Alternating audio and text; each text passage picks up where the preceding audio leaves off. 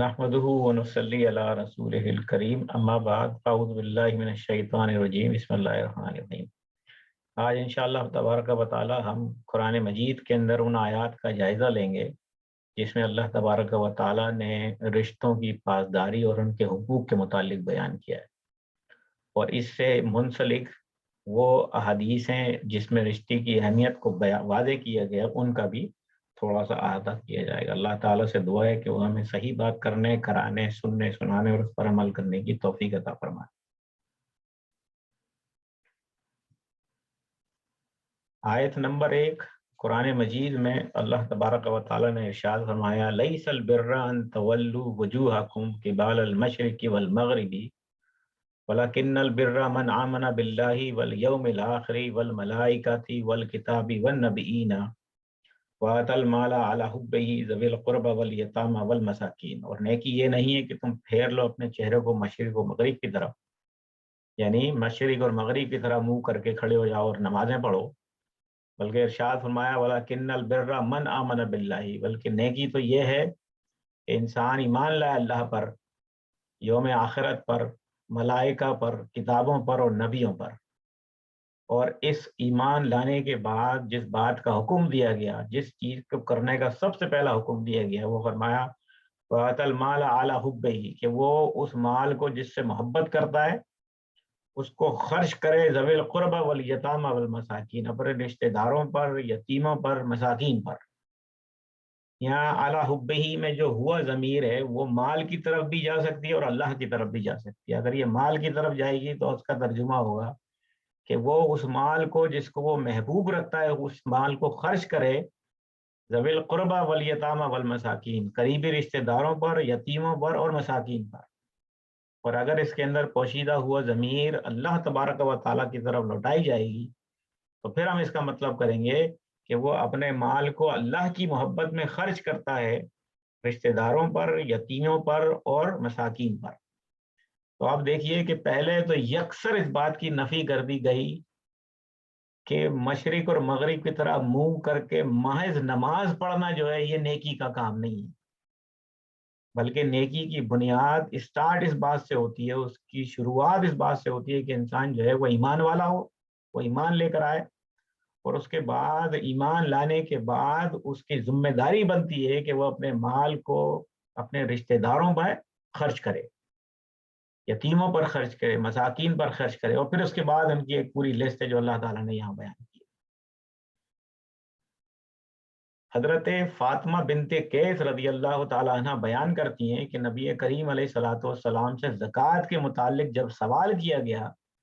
तो हुजूर अलैहिस्सलातु वस्सलाम ने इरशाद फरमाया कि माल में ज़कात के अलावा भी हक है, और फिर आपने इस आयत मुकद्दसा को तिलावत किया। यानी इसका मतलब ये है कि माल ज़कात जो देना वाजिब है, जो फर्ज है, वो तो है ही है। ये आयत उसके अलावा हुक्म को बयान कर रही है कि नेकी ये नहीं है कि इंसान मशरिक को मगरिब की तरफ मुंह करके नमाज पढ़े और अल्लाह की इबादत में लगा रहे, बल्कि नेकी ये है कि इंसान ईमान लाने के बाद अपने माल को अपने रिश्तेदारों में और उसके बाद दीगर दर्जात जो अल्लाह ने बयान किए उन पर खर्च करे। ये असल नेकी है और ये असल नेकी की बुनियाद है, और ये वो माल है जो ज़कात के अलावा अदा किया जाए, जैसा कि इस हदीस के अंदर हजरत फातिमा बिनते कैस रज़ी अल्लाह तआला अन्हा से मरवी है जो हुजूर सल्लल्लाहु अलैहि वसल्लम ने इरशाद फरमाई। आयत नंबर 2 देखिए, अल्लाह ताला ने इरशाद फरमाया सूरह बनी इसराइल आयत नंबर 26, फरमाया वाति ज़ल कुर्बा हक़्क़हु वल मिस्कीना वब्न सबील, के मालों को दो अपने कराबतदारों को, अपने रिश्तेदारों को जैसा कि उनका हक है। यानी रिश्तेदारों का यहाँ से ये पता लगता है कि एक तो रिश्तेदारों का हक है और दूसरा ये है कि यह हक उनको देना है। अब कुरान मजीद की इस आयत की तफसीर को अगर आप देखें तो इमाम फ़खरुद्दीन राज़ी रहमतुल्लाह अलैह ने तफसीर कबीर में इसको बड़ी तफसील के साथ बयान किया। वो कहते हैं कि अल्लाह ताला ने फरमाया है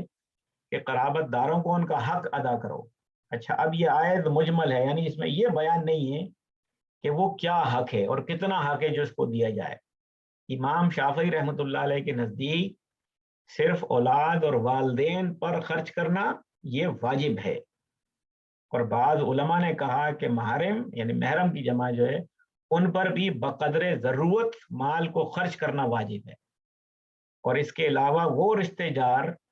جو ان کے علاوہ ہوں، جو چچا زاد ماموں زاد وغیرہ ہیں، ان کا حق یہ ہے کہ ان کے ساتھ تعلق کو رکھا جائے، ان سے ملاقات رکھی جائے، ان سے اچھے سلوک رکھے جائیں، اور تنگی اور خوشی میں ان کے ساتھ میل جول رکھا جائے۔ اس کے بعد آگے فرمایا کہ مسکینوں اور مسافروں کو زکوٰۃ میں سے حصہ دیا جائے۔ تو یہاں سے یہ بات بالکل واضح طور پہ سمجھ میں آتی ہے کہ جو چیز تمام رشتہ داروں کے لیے واجب ہے، وہ کم از کم یہ اتنی ہے کہ ان سے تعلقات رکھے جائیں، ان سے رشتے استوار کیے جائیں، ان سے حسن سلوک رکھا جائے، ان کی قدر کی جائے، ان کو دعوتوں میں بلایا جائے، ان کی دعوتوں میں جایا جائے۔ یہ رشتے کو قائم کرنے کا طریقہ کار ہے۔ اور واجب کون سے رشتے ہیں جن پر خرچ کرنا ہے؟ اس میں اولاد ہیں، والدین ہیں، بیوی بچے ہیں۔ یہ واجب ہیں جو ہماری ذمہ داری ہے۔ اور اس کے علاوہ وہ بھی واجب ہیں جن کو ہم محارم کہتے ہیں کہ ان پر بھی خرچ کرنا واجب ہے، جبکہ ان کے پاس تنگ دستی ہو، ان کے پاس مال نہ ہو، وہ بھی ہماری ذمہ داری ہے، اور ان پر بھی خرچ کرنا جو ہے وہ اللہ رب العزت نے اس آیت کے تحت واجب قرار دیا ہے۔ قاری غلام رسول سعیدی صاحب اس کی تفصیل بیان کرتے ہوئے لکھتے ہیں کہ انسان پر اس کی بیوی کے کھانے، کپڑوں اور رہائش کا حق یہ واجب ہے۔ اسی طرح نابالغ بچوں کے بھی کھانے، کپڑے اور رہائش کا خرچ اس پر واجب ہے، اور آبا و اجداد یعنی دادا دادی کا بھی خرچ اس پر واجب ہے، بشرطے کہ وہ ضرورت مند ہو۔ اور ماں باپ اور اولاد کے علاوہ قرابت داروں کا خرچہ بھی اس پر واجب ہے، اگر وہ محارم ہو اور تنگ دست ہو اور کمانے پر قادر نہ ہو۔ اور اگر کوئی عورت ہو اور وہ تنگ دست ہو اور محرم ہے اور وہ کمانے کے لائق نہیں ہے، یا اپاہج ہے، محتاج ہے، ان سب پر جو ہے ہمارے لیے لازم ہے کہ ان کے خرچے ہم اٹھائیں۔ وہ لوگ یا وہ رشتہ دار جو صاحب حیثیت ہوں، ان پر ماں باپ اور اولاد کے علاوہ بھی کچھ رشتہ داروں کی ذمہ داری ہے جس کو شریعت نے واضح کر دیا ہے اور ان کو واجب قرار دیا ہے۔ ایک حدیث یہ ہے کہ ایک صحابی بیان کرتے ہیں کہ اللہ کے رسول صلی اللہ علیہ وسلم نے ارشاد فرمایا کہ دینے والا ہاتھ اوپر ہوتا ہے تو اپنی ماں پر، اپنے باپ پر، اپنی بہن پر، اپنے بھائیوں پر خرچ کرو، پھر ان پر جو تیرے درجہ بدرجہ قریبی رشتہ دار ہیں ان پر خرچ کیا جائے۔ حضرت انس بن مالک رضی اللہ تعالیٰ عنہ سے روایت ہے کہ حضور علیہ الصلوۃ والسلام نے ارشاد فرمایا کہ جو اپنے رزق کی اور اپنی عمر کی ترقی چاہتا ہے، اسے چاہیے کہ وہ صلہ رحمی کرے۔ صلہ رحمی کو مطلب اپنے رشتہ داروں سے اپنے رشتے کو قائم رکھے، ان سے حسن سلوک کرے، اور بوقت ضرورت ان کی مدد کرے جہاں تک وہ ان کی مدد کر سکتا ہے۔ معارف القرآن میں مولانا محمد شفیع صاحب نے بھی اس بات کو کم و بیش اسی طرح بیان کیا ہے کہ رشتہ داروں کے حقوق کا اس آیت میں بیان کیا گیا ہے، اور ہر رشتے کا حق ادا کیا جائے۔ اور وہ حق کیا ہے کہ کم از کم ان کے ساتھ حسن معاشرت اور عمدہ سلوک رکھا جائے، اور اگر وہ حاجت مند ہوں تو ان کی مالی مدد بھی اپنی وسعت کے مطابق کی جائے۔ اور اس حکم میں امام ابو حنیفہ ہی وہ واحد آدمی ہیں جو بعض رشتوں پر ضرورت کے وقت خرچ کرنے کو واجب قرار دیتے ہیں، جو اس آیت کے تحت انہوں نے اس بات کو بیان کیا ہے کہ کچھ رشتے ایسے بھی ہیں جو خونی رشتے ہیں اور محرم رشتے ہیں، اور اگر وہ ضرورت مند ہیں تو ان کی ذمہ داری اٹھانا مستحب نہیں ہے، بلکہ مسلمانوں پر وہ ذمہ داری اٹھانا واجب قرار دی ہے۔ اب قرآن مجید کی آیت نمبر 3 دیکھیے، سورہ شورى میں اللہ تعالیٰ نے ارشاد فرمایا ذالک الذی یبشر اللہ عبادہ الذین آمنوا وعاملوا الصالحات، اور یہی وہ انعام ہے جس کی اللہ تبارک و تعالیٰ خوشخبری اپنے بندوں کو دیتا ہے جو ایمان لائے اور انہوں نے نیک اعمال کیے۔ اور پھر ارشاد فرمایا کہ کل کے نبی صلی اللہ علیہ وسلم آپ کہہ دیجئے کہ لا اسألکم علیہ اجرا الا المودۃ فی القربى، کہ آپ کہہ دیجئے کہ میں تم سے کوئی اجر نہیں مانگتا، کوئی صلہ نہیں مانگتا سوائے اس کے الا المودۃ فی القربى، کہ قرابت داری اور رشتہ داری کی وجہ سے تم محبت سے پیش آؤ۔ یعنی یہ حکم اللہ کے نبی صلی اللہ علیہ وسلم نے جو ارشاد جو بات فرمائی اللہ تعالیٰ نے اس میں، یہ پیغمبر اسلام صلی اللہ علیہ وسلم نے جو اہل قریش سے کہہ رہے ہیں کہ جو آپ سے بدسلوکی کرتے تھے اور آپ کے ساتھ زیادتی کرتے تھے، تو حضور علیہ الصلوۃ والسلام نے ارشاد فرمایا کہ وہ لوگ جن کو یہ دین اسلام عطا کر دیا گیا ہے اور اللہ رب العزت کی طرف سے جنت کی بشارتیں دے دی گئی ہیں، اب اس چیز کو لانے اور تم تک پہنچانے کے بعد میں تم سے یہ سوال نہیں کرتا، قل لا اسألکم علیہ اجرن، کوئی چیز کا، کسی جزا کا، کسی صلے کا سوال نہیں کرتا، سوائے اس کے کہ الا المودۃ فی القربى، کہ جو میری رشتہ داری تم سے ہے، کیونکہ آپ قریش تھے تو جو قریش کی نسبت سے آپ کی رشتہ داری تھی، اس رشتہ داری میں بھائی چارگی اور محبت سے جو ہے وہ پیش آیا جائے۔ یہ پیغمبر اسلام صلی اللہ علیہ وسلم نے اہل مکہ کو ارشاد فرمایا۔ اب دیکھیے آیت نمبر 4، اللہ تعالیٰ نے ارشاد فرمایا کتب علیکم اذ حضر احدکم الموت ان ترک خیرا الوصیۃ للوالدین والاقربین بالمعروف، اور فرض کر دیا گیا ہے تم پر کہ جب آ جائے تم میں سے کسی کو موت یا موت کا وقت قریب آ جائے اور اس نے مال چھوڑا ہو تو وہ وصیت کرے اپنے والدین کے لیے اور اپنے قریبی رشتہ داروں کے لیے جو معروف طریقہ ہے اس طریقے کے مطابق۔ اب قرآن مجید کی یہ آیت اگرچہ یہ منسوخ ہے کیونکہ اللہ تبارک و تعالیٰ نے والدین کے حصے مقرر کر دیے ہیں اور اولاد کے حصے مقرر کر دیے ہیں، لہذا اب وصیت کرنا اگرچہ صحیح نہیں ہے اور جائز نہیں ہے، لیکن اس کے باوجود اس آیت کے اندر آپ یہ دیکھیے کہ اللہ تعالیٰ نے ارشاد فرمایا کہ والدین کے لیے وصیت کرو اور رشتہ داروں کے لیے وصیت کرو،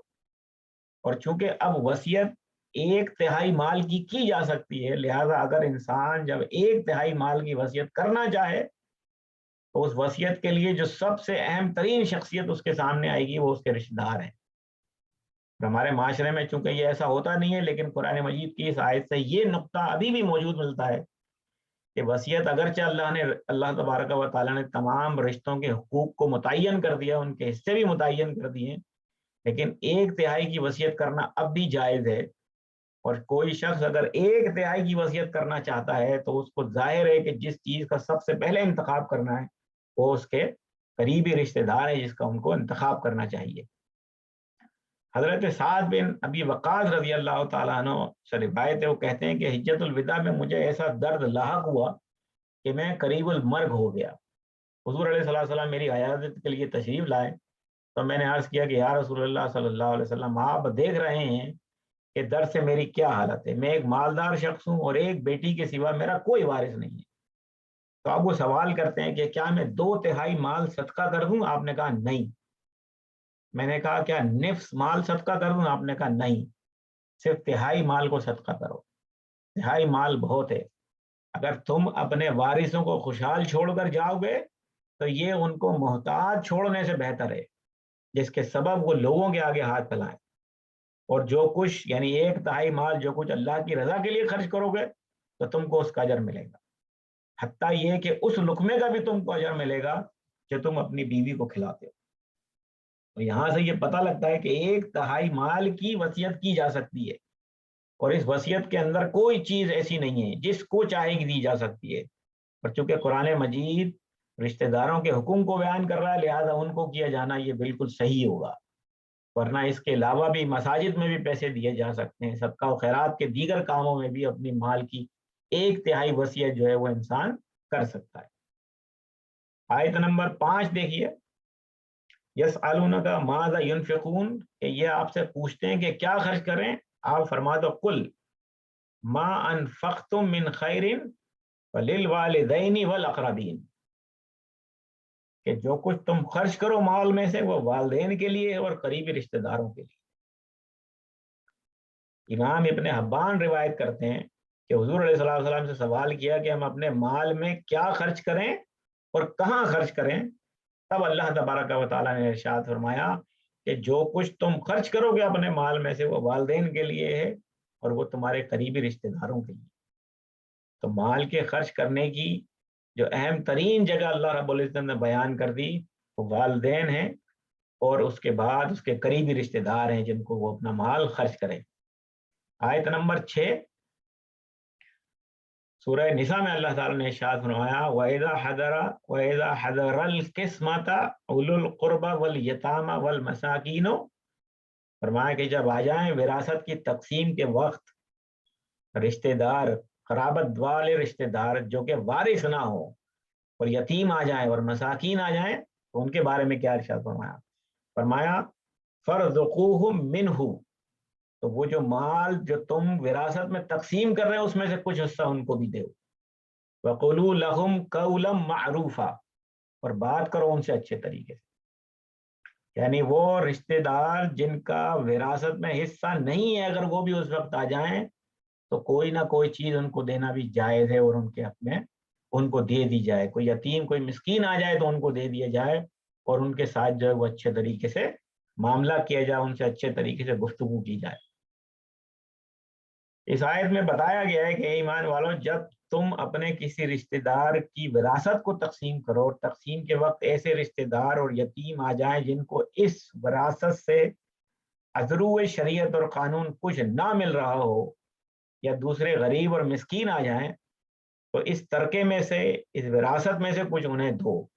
اور ان سے نرمی اور خیر خواہی کی بات کرو، کیونکہ یہی چیز جو ہے وہ کامیابی ہے۔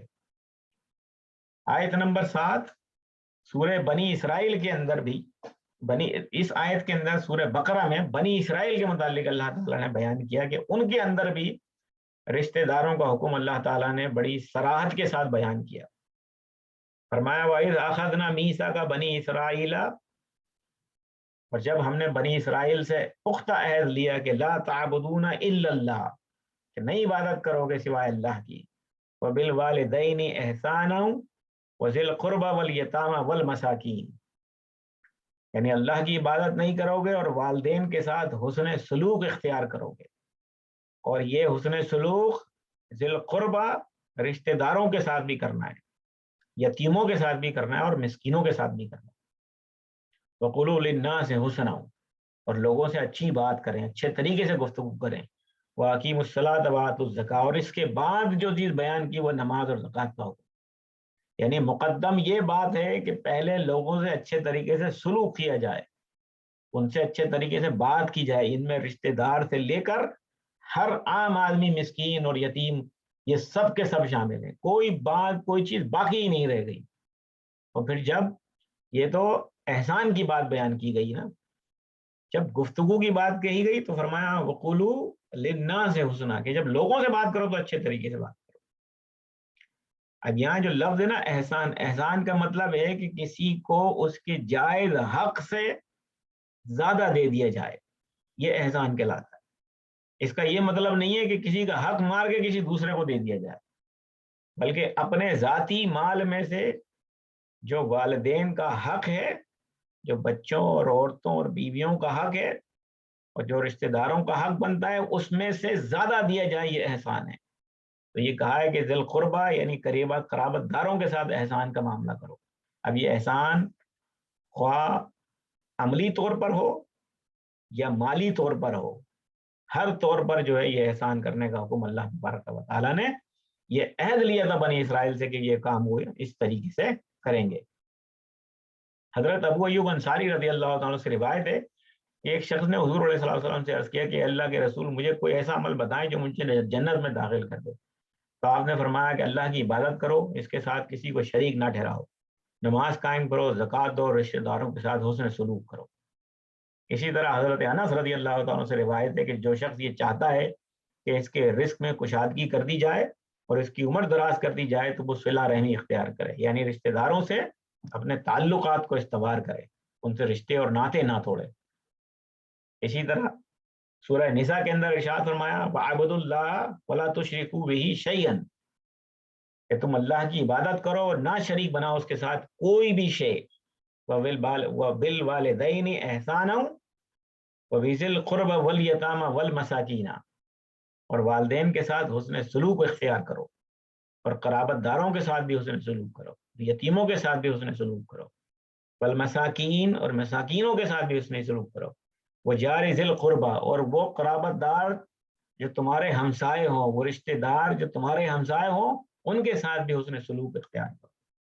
اور جیسے میں نے کہا کہ حسن سلوک میں ساری طرح کی چیزیں شامل ہیں، اس احسان میں سب کچھ شامل ہے، خواہ وہ مالی ہو یا وہ زبانی ہو یا وہ جسمانی ہو، کسی طور پر بھی ان کی مدد کی جا سکتی ہے، وہ مدد کی جائے۔ حضرت سلیمان بن عامر بیان کرتے ہیں کہ حضور علیہ السلام نے ارشاد فرمایا کہ مسکین پر صدقہ صرف صدقہ ہے، جبکہ رشتہ دار پر صدقہ بھی ہے اور صلہ رحمی بھی ہے۔ جیسے میں نے عرض کیا کہ صلہ رحمی یعنی رشتے کو قائم رکھنا اور رشتے کو نہ ٹوٹنے دینا، یہ واجب ہے۔ تو اب اگر کوئی شخص اپنے رشتہ داروں پہ صدقہ کرتا ہے تو یہ دو طرح کے کام وہ کرتا ہے، ایک تو یہ صدقہ ہے خالصتاً، اور دوسرا جو صلہ رحمی کا حکم اس پر واجب ہے وہ اس کو بھی پورا کرتا ہے۔ آیت نمبر 9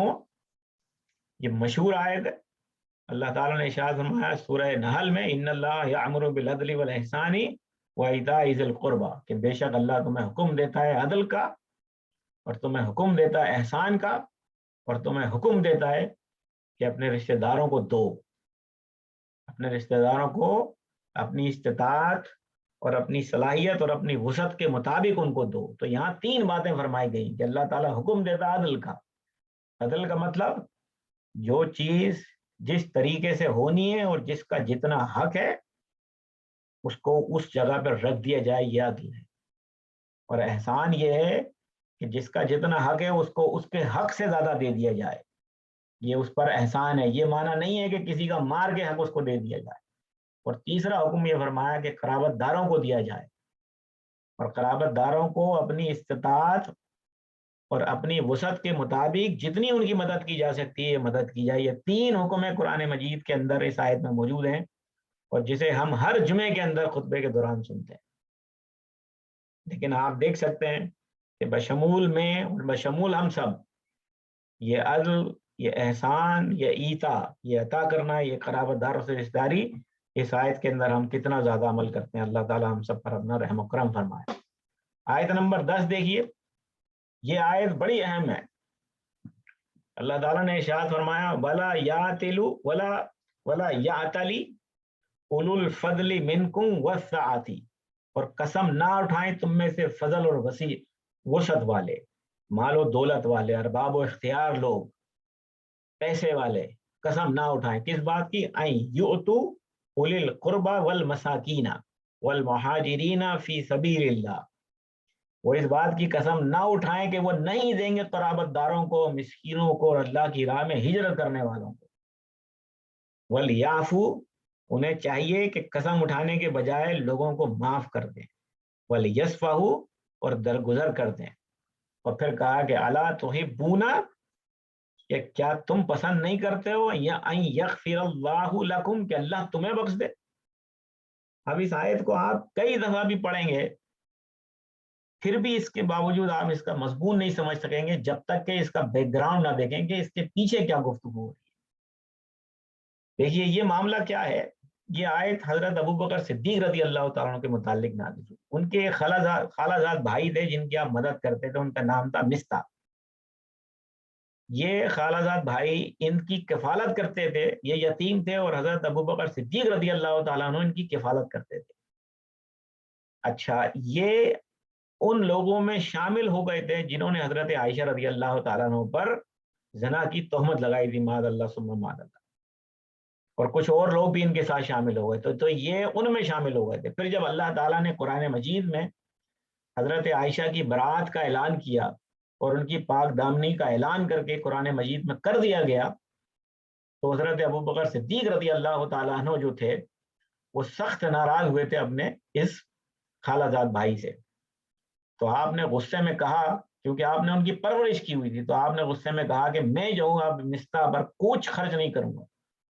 اس نے معافی مانگی، معافی تلافی کرنے کی کوشش کی، لیکن حضرت ابو بکر صدیق رضی اللہ تعالیٰ عنہ وہ غصے میں تھے، لہذا آپ نے مستہ کے اخراجات کو بحال نہیں کیا، دوبارہ اس کو نہ دیا۔ تب اس پر یہ آیت مقدسہ نازل ہوئی۔ تو حضرت ابو بکر صدیق رضی اللہ تعالیٰ عنہ نے اپنے فیصلے سے رجوع کر لیا اور فرمایا کہ کیوں نہیں، میں یہ چاہتا ہوں کہ اللہ میری مغفرت فرما دے اور میں اب مستہ پر پہلے سے زیادہ خرچ کروں گا۔ تو یہ جو آیت ارشاد فرمائی ہے کہ قسم نہ کھائیں فضیلت والے اور ہر باب اختیار اور وسعت والے اور مال و دولت والے اس بات کی کہ وہ یتیموں پر مسکینوں پر اللہ کی راہ میں آپ کچھ خرچہ نہیں کریں. یعنی کسی نے اگر آپ کے ساتھ غلط کر دیا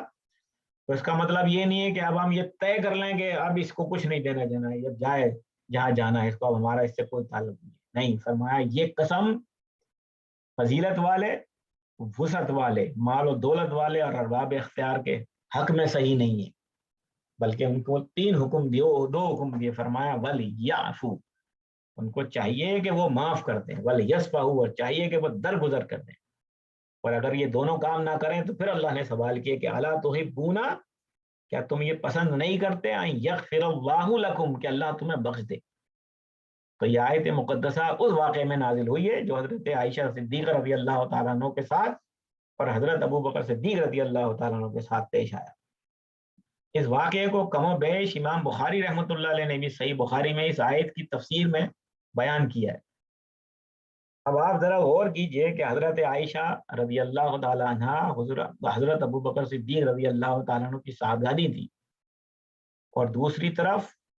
تہمت لگانے والا شخص آپ کی ساتھ, یعنی آپ اس کی پرورش کر رہے تھے, اور آپ کا خالہ زاد بھائی تھا, مسکین تھا, یتیم تھا,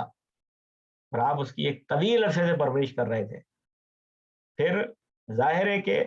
ایک والد کی جو محبت ہے اپنی اولاد سے, اس کو کون ناپ سکتا ہے. لہذا غصے میں, شدید غصے کی حالت میں آپ نے جو پیسہ اس پہ خرچ کرتے تھے اسے روک دیا,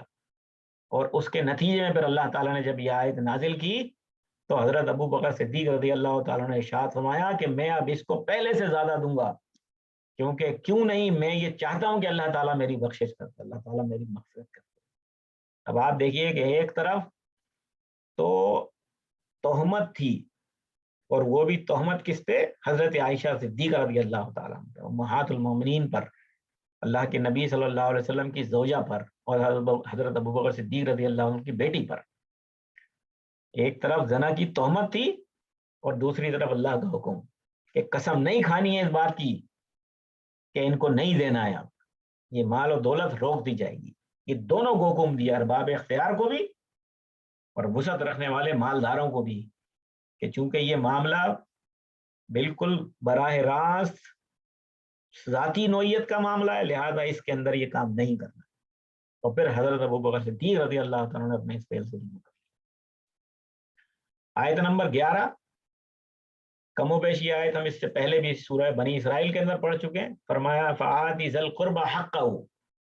کہ آپ اپنے قرابت داروں کو, اپنے رشتہ داروں کو ان کا حق دے دیں. اب یہ حق کتنا ہے, جتنی ضروریات کے مطابق ان کو دیا جائے, جو محتاج ہے, جو ضرورت مند ہے اس کو دیا جائے, اور اس کی ضرورت کے مطابق دیا جائے. والمساکین وابن السبیل, اور مسکینوں کو اور مسافروں کو دیا جائے. اور پھر جو بعد ارشاد فرمائی وہ دیکھیے, فرمایا ذالک خیر للذین یریدون وجہ اللہ, یہی بہتر ہے ان لوگوں کے لیے جو چاہتے ہیں کہ اللہ کا چہرہ دیکھیں, اللہ کا دیدار کریں, اس کی خوشنودی کا اختیار, اس کی خوشنودی کو حاصل کریں, اس کا دیدار کریں. وَأُولَٰئِکَ هُمُ الْمُفْلِحُونَ, اور یہی وہ لوگ ہیں جو فلاح پانے والے ہیں. تو رشتہ داروں کو ان کا حق دینا, یہ براہ راست اللہ رب العزت کی خوشنودی حاصل کرنا اور فلاح پانے والوں میں داخل ہونے کے مترادف ہے. آیت نمبر 12, اللہ تعالیٰ نے ارشاد فرمایا, یہ آیت بھی کم و بیش اسی طرح کا مضمون بیان کرتی ہے. فرمایا ما فضلہ علی رسولہ من اہل القرى فللہ وللرسول وذی القربى ولذی القربى والیتامى والمساکین وابن السبیل. فرمایا جو کچھ لٹایا اللہ نے اپنے رسول پر بستیوں والے سے, تو وہ اللہ کے لیے, اس کے رسول کے لیے, اور رسول کے قرابت داروں کے لیے, اس کے رشتہ داروں کے لیے, وہ یتیموں کے لیے, وہ مساکین کے لیے, وہ مسافروں کے لیے. یعنی یہ مال غنیمت کی بات ہو رہی ہے کہ کسی بستی کے اندر جنگ کے بعد جو مال غنیمت حاصل ہو گیا وہ اللہ کے لیے ہے, اللہ کے رسول کے لیے, رسول کے رشتہ داروں کے لیے, مساکین کے لیے, مسافروں کے لیے, یتیموں کے لیے. اور یہ کیوں ہے؟ فرمایا کئی لا یکون دولتم بین الاغنیاء منکم, یہ اس لیے ہے تاکہ یہ مال و دولت صرف اور صرف مالداروں کے درمیان میں نہ رہ جائے, اس کی گردش رک نہ جائے. فرمایا تاکہ نہ ہو وہ مال گردش کرنے والا تم میں سے مالداروں کے درمیان, یعنی یہ مال صرف مالداروں کے درمیان میں نہ رہ جائے. فرمایا لہذا اس کو تقسیم کر دو, پیغمبر علیہ الصلوۃ والسلام کو کہا گیا کہ ان کو قرابت داروں میں تقسیم کر دو، انہیں یتیموں میں، مسکینوں میں اور مسافروں کے اندر جو ہے اس مال کو تقسیم کر دیا جائے. تو یہاں بھی رشتہ داروں کے اندر مال تقسیم کرنے کا حکم بالکل سب سے پہلے بیان کیا گیا ہے. اس کے بعد ہم احادیث میں دیکھتے ہیں، بڑی اہم ترین حدیثیں اس معاملے میں موجود ہیں جو رشتہ داروں کے حقوق سے متعلق ہیں. امام بخاری نے اس حدیث کو بیان کیا کہ ایک شخص نے عرض کیا، حضرت ابو ہریرہ رضی اللہ تعالیٰ عنہ سے روایت ہے کہ ایک شخص نے عرض کیا کہ سب سے زیادہ حسن صحبت یعنی احسان کا مستحق کون ہے؟ تو آپ صلی اللہ علیہ وسلم نے 3 مرتبہ ارشاد فرمایا، تمہاری ماں، تمہاری ماں، تمہاری ماں. اور اس کے بعد پھر فرمایا باپ، اور اس کے بعد فرمایا کہ وہ جو ان کے بعد تم سے زیادہ قریب ہے. اسی طریقے سے حضرت عبداللہ ابن عمر سے مروی ہے کہ حضور علیہ الصلوۃ والسلام نے ارشاد فرمایا کہ زیادہ احسان کرنے والا وہ ہے جو اپنے باپ کے دوستوں کے ساتھ باپ کے نہ ہونے کی صورت میں احسان کرے. یعنی جب باپ کہیں جا چکا ہو یا اس کا انتقال ہو چکا ہو تو باپ کے دوستوں کے ساتھ جو ہے وہ احسان کرنے والا، اچھا سلوک کرنے والا جو ہے، یہ جو ہے وہ زیادہ احسان کرنے والا شخص ہے جو اپنے باپ اور ان کے دوستوں، باپ کے دوستوں کے ساتھ جو ہے وہ احسان کرے. اسی طریقے سے حضرت ابو ہریرہ رضی اللہ تعالیٰ سے روایت ہے کہ حضور علیہ السلام نے ارشاد فرمایا کہ اس شخص کی ناک ساتھ میں ملے. تو آپ نے پوچھا کون؟ تو حضور علیہ السلام نے ارشاد فرمایا کہ جس نے ماں باپ دونوں یا ایک کو بڑھاپے کے وقت پایا اور پھر اس نے اپنے آپ کو جنت میں داخل نہ کیا.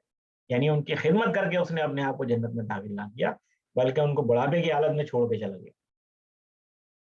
اسی طریقے سے یہ دیکھیے حضرت اسما بنت ابی بکر رضی اللہ تعالیٰ عنہ،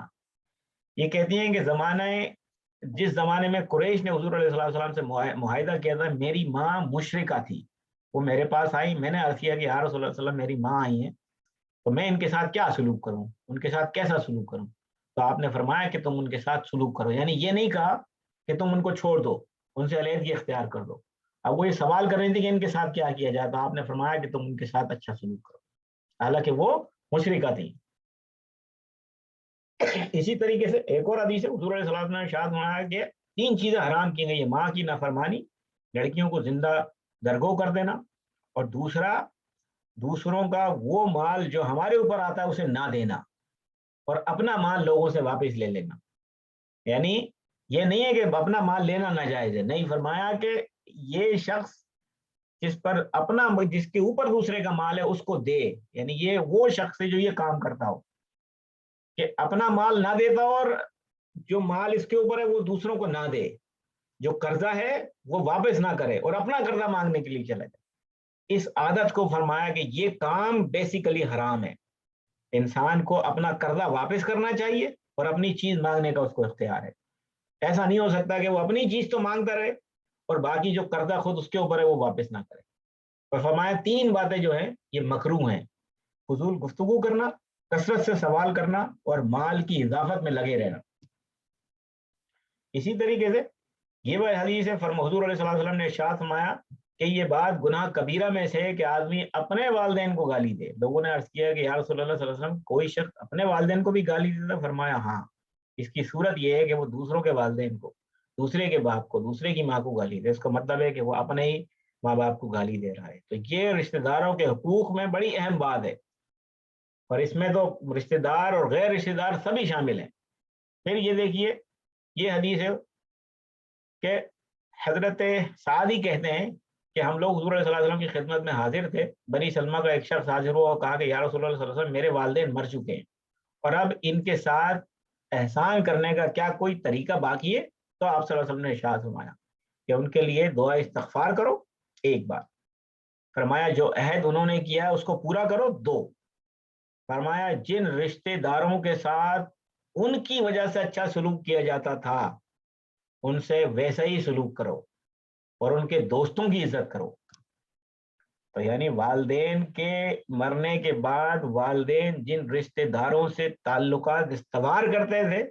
اور جن رشتہ داروں کی مدد کرتے تھے، اس کام کو ان کے مرنے کے بعد جاری کیا جائے تاکہ یہ رشتہ قائم رہے، اور پھر اس کا ثواب مرنے والے کو بھی ملے گا. یعنی ان سے احسان، وہ مر چکے ہیں، ان سے پوچھا گیا مر گئے اب ان کے ساتھ احسان کا کیا طریقہ تھا؟ تو فرمایا یہ طریقہ کا ہے. اور پھر ان کے دوستوں کی عزت کرنا بھی مرنے کے بعد ان کے اندر جو ان کے ساتھ احسان کرنا. پھر یہ دیکھیے حضور علیہ الصلوۃ والسلام نے ارشاد فرمایا کہ بڑے بھائی کا چھوٹے بھائی پر ویسا ہی حق ہے جیسا کہ باپ کا حق اولاد پر ہے۔ ایک اور حدیث میں حضرت عائشہ صدیقہ رضی اللہ تعالیٰ فرماتی ہیں کہ رشتہ عرش الہی سے لپٹ کر یہ کہتا ہے کہ جو مجھے ملائے گا اللہ اس کو ملائے گا، اور جو مجھے کاٹے گا وہ اسے کاٹے گا۔ یعنی رشتوں کو، رشتہ داروں سے رشتوں کو جوڑنے کا حکم ہے، انہیں توڑنے کا حکم جو ہے وہ شریعت نے نہیں دیا، بلکہ اس کو حرام قرار دیا ہے۔ پھر ایک اور جگہ دیکھیے، حضرت عبد الرحمن بن عوف سے روایت ہے کہ میں نے حضور علیہ الصلوۃ والسلام کو فرماتے سنا کہ اللہ تعالیٰ فرماتا ہے کہ میں اللہ ہوں، میں رحمان ہوں، یعنی رشتے کو میں نے پیدا کیا ہے اور اسی کا نام میں نے اپنے نام سے مشتق کیا ہے، لہذا جو اسے ملائے گا میں اسے ملاؤں گا، جو اسے کاٹے گا میں اسے کاٹوں گا۔ یعنی رشتے کے بارے میں یہ بات کہی جاتی ہے، اور یہ حدیث ہم اس سے پہلے پڑھ چکے کہ بخاری اور مسلم نے حضرت انس رضی اللہ تعالیٰ سے روایت بیان کی ہے کہ حضور صلی اللہ علیہ وسلم نے ارشاد فرمایا کہ جو یہ پسند کرے کہ اس کے رزق میں وسعت ہو اور اس کی عمر میں تاخیر ہو، یعنی عمر میں اضافہ، وہ اپنے رشتہ داروں سے اچھا سلوک کرے۔ اسی طریقے سے امام حاکم نے لکھا کہ جس کو یہ پسند ہو کہ عمر میں درازی ہو اور رزق میں وسعت ہو اور بری موت اس سے دور کر دی جائے تو وہ اللہ سے ڈرتا رہے اور رشتہ داروں سے حسن سلوک اختیار کرے۔ ایک اور جگہ ارشاد فرمایا کہ رشتوں کو کاٹنے والا اور توڑنے والا جنت میں داخل نہیں ہوگا۔ اس کے بعد میں چند 2-3 سلائیڈ اور ہیں جو فقہی احکامات ہیں، اسلامی فقہ نے بڑی قانون سازی کی ہے رشتہ داروں کے متعلق۔ میں اس میں سے چند باتیں بیان کرتا ہوں اور اس کے بعد جو ہے ہم اس بحث کو جو ہے وہ ختم کریں گے۔ اس کی مزید تفصیلات اگر کسی کو دیکھنی ہے تو وہ ظاہر ہے کہ اپنے اپنے علاقے کے علماء سے بات کر سکتا ہے اور ان سے پوچھ سکتا ہے کہ ہم پر کیا کیا چیزیں رشتہ داروں کے حساب سے واجب ہیں۔ صلہ رحمی کے معنی رشتے کو جوڑنا ہے، یعنی رشتے والوں کے ساتھ نیکی اور سلوک کرنا ہے، یعنی اچھا سلوک کرنا ہے۔ ساری امت کا اس بات پر اتفاق ہے کہ صلہ رحمی یعنی رشتوں کو جوڑنا اور نیکی سے تعلقات رشتہ داروں کے ساتھ قائم کرنا یہ واجب ہے، اور قطع رحم یعنی رشتے کو توڑ دینا اور ختم کر دینا یہ حرام ہے۔ اسی طریقے سے صلہ رحمی کی مختلف صورتیں جو ہیں وہ اسلامی فقہ نے بیان کی ہیں، اور وہ صورتیں وہی ہیں کہ ان کی مدد کی جائے، ان کو سلام کیا جائے، ان کے گھر جایا جائے، ان سے ملاقات کی جائے، ان کے پاس بیٹھا جائے، ان سے بات چیت کی جائے، ان کو تحفے اور تحائف دیے جائیں۔ اور اب آج کل تو ظاہر ہے کہ رابطہ کرنا بالکل بھی مشکل کام نہیں ہے۔ اب تو آج کل زمانہ خط و خطابت کا نہیں ہے، بلکہ اب تو خطابہ واٹس ایپ اور فیس بک کا زمانہ ہے، جس میں دنیا جو ہے وہ بالکل آپ کے موبائل میں بند ہے۔ لہٰذا آپ کسی شخص کے پاس بھی اس بات کا کوئی جواز باقی نہیں رہ جاتا کہ اسے رشتہ داروں کی خبر نہیں ہے، اسے رشتہ داروں کا پتہ نہیں ہے۔ یہ واٹس ایپ اور موبائل نے تو بالکل یہ کام تمام کر دیا، کوئی اب اس کے اندر شرعی عذر باقی نہیں بچتا کہ رشتہ داروں سے تعلقات اور رشتے اور ان کی خیر خبر نہ کی جائے۔ اب اس کے اندر کوئی شک باقی نہیں رہ گیا، یہ اس موبائل نے جو ہے وہ بالکل کام ختم کر دیا۔ اب ہم کوئی عذر بیان نہیں کر سکتے کہ یار یہ نہیں کر سکے ہم، اور ہمارے پاس کی لیے وقت نہیں تھا۔ اسی طریقے سے پردیس میں اگر کوئی شخص رہتا ہے اور والدین اس کو واپس بلاتے ہیں تو اس کو آنا ہوگا۔ یہ شریعت اسلامیہ کے اندر فقہ اسلامی نے متعین کیا ہے کہ اگر ماں باپ اپنے بیٹے کو، اپنی اولاد کو بلائیں تو اس کو واپس جانا ہوگا۔ یوں ہی والدین کو اس کی خدمت کی حاجت ہوگی تو وہ آئے اور آگے خدمت کرے، اور باپ کے بعد دادا اور بڑے بھائی کا مرتبہ بھی یہ صحیح ہے۔ اسی طرح ماں کے بعد بڑی بہن اور خالہ کا بھی یہی مرتبہ ہے اور یہی حکم ہے، اور بعض علماء نے چاچا کو بھی اسی رتبے کے اندر جو ہے وہ داخل کیا ہے۔ پھر صلہ رحمی اس بات کا نام نہیں ہے کہ جو تم سے اچھا کرے اس کے ساتھ ہم بھی اچھا کریں، جس نے ہمیں چیز بھیجی ہم نے بھی اسے بھیج دی، جس نے ہمیں تحفہ دیا ہم نے اس کا تحفہ دیا۔ بلکہ فقہ اسلامی نے یہ بات بڑی صراحت کے ساتھ لکھی ہے کہ جو کاٹے اسے جوڑو، اور جو تم سے جدا ہونا چاہے، بے اعتنائی کرے، تم اس سے رشتے کے حقوق کو قائم کرنے کی کوشش کرو۔ یہ صلہ رحمی اس چیز کا نام ہے جس کو فقہ اسلامی نے جو ہے وہ بیان کیا ہے۔ آج کل کی دنیا میں ہم ایسے شخص کو بیوقوف کہتے ہیں اور غلط کہتے ہیں، حالانکہ شریعت اسلامیہ کا اصل حکم جو ہے وہ یہی ہے۔ اللہ تبارک و تعالیٰ سے دعا ہے کہ وہ ہم سب پر اپنا رحم و کرم فرمائے۔ وما علینا الا البلاغ۔ جزاکم اللہ خیر۔